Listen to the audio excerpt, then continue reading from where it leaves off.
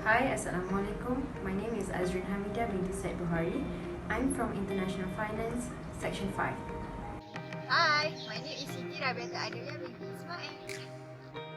Assalamu alaikum wa rahmatullahi wa barakatuh. My name is Ahmed Tehsin Ilahi and today we are going to talk about impact of COVID-19 on MNCs. But before that, let's listen to the announcement which was given by our Prime Minister of Malaysia in March 2020. Kerajaan memandang serius situasi semasa ancaman virus berbahaya ini, terutamanya perkembangan gelombang yang kedua.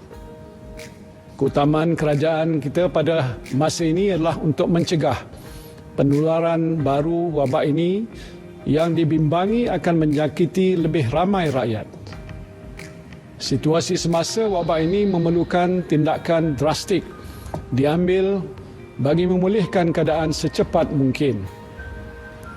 Dan untuk itu kerajaan memutuskan untuk melaksanakan perintah kawalan pergerakan mulai 18 Mac 2020 iaitu lusa hingga 31 Mac 2020 di seluruh negara.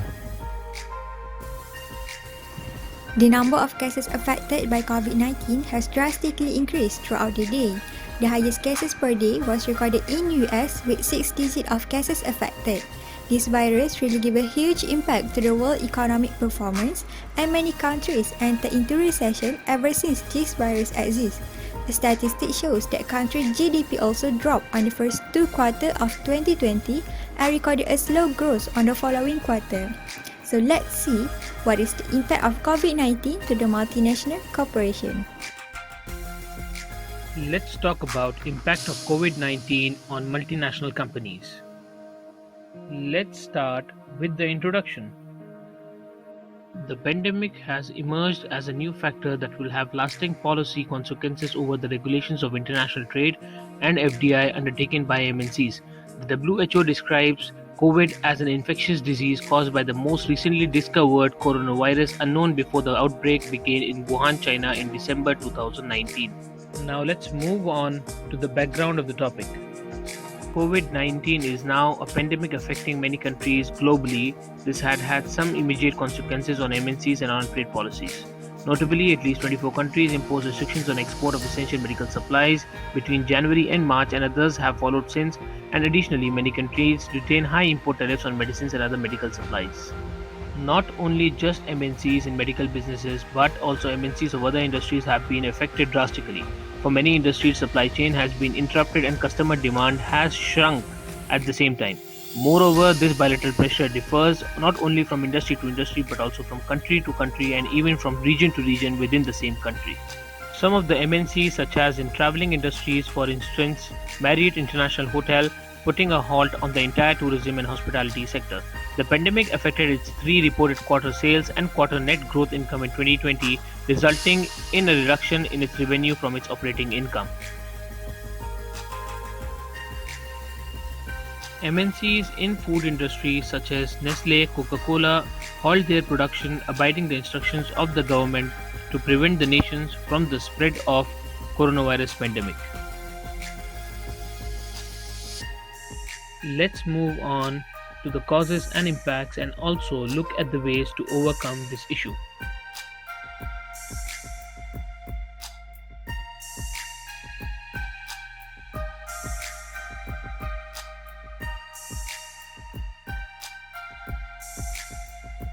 The first causes is the supply and demand change interrupted. Most of the country having a lockdown to control the number of cases affected by COVID-19. This result in lower supply and demand for export product, hence slowdown in global growth, which affect various range of market. Second, reduce in number of sales. When there is differences in total sales generated on every quarter, MNC company will need to revise their target sales in order to keep in the number of sales on track. Hence, they will reprioritize market that have resilient demand and take a credit on customer distributors. Lastly, reduce in the amount of profit generated. Some of MNC companies generate low profit, and there are also companies that having losses since the pandemic. So the company will restructure the transfer pricing policy between countries to tackle back the demand and supply of foreign goods on market.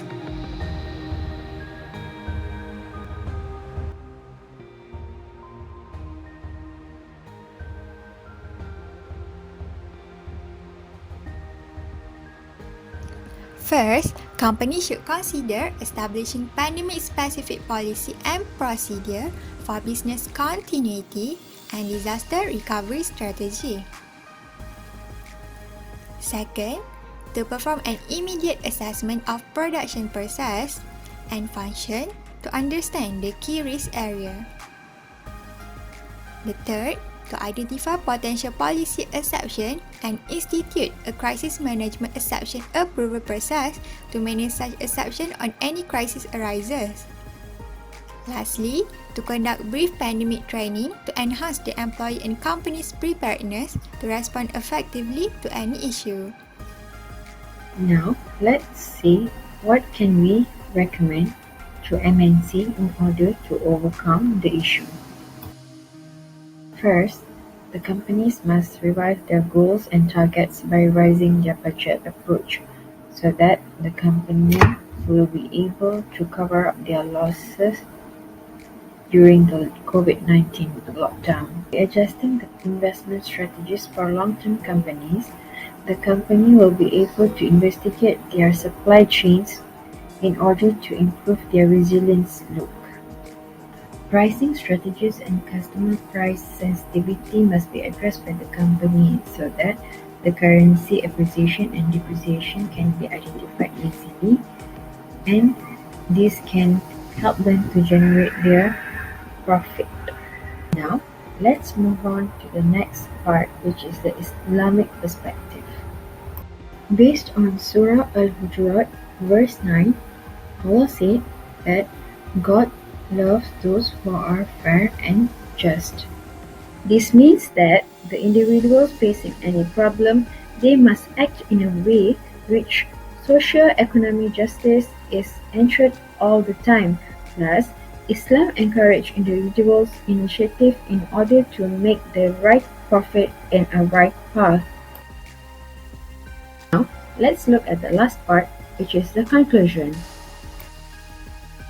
First, corporate social innovation strategies can provide a positive impact on society as well as business bottom lines.